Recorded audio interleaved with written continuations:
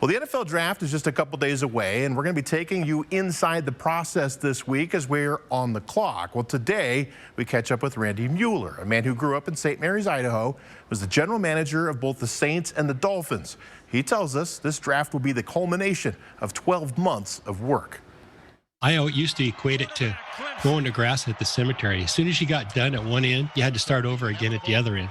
When the draft opens Thursday and teams start making picks, we're going to see the results of countless hours of research, interviews, and differing opinions. Think of it as a blank worksheet that you roll out, and by the end of the draft process, you can't even see the white paper because ink and everything is all over that worksheet.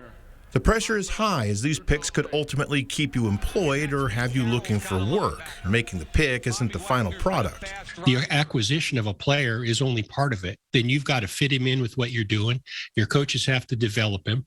And over time, these first round picks especially become organizational failures or successes. Then there's trying to predict what other teams will do. The Seahawks recently, the Raiders throughout the years, two examples of teams that have thrown out multiple wild cards. I found that there really weren't that many surprises. If you go through, sometimes we'd spend, hundreds of times going through mock drafts. Every time it was a little different, but then that focused us in discussing something for if it did happen on draft day, we were ready for it. And of course, the second guessing from fans, analysts, and reporters. Every pick dissected without all the information.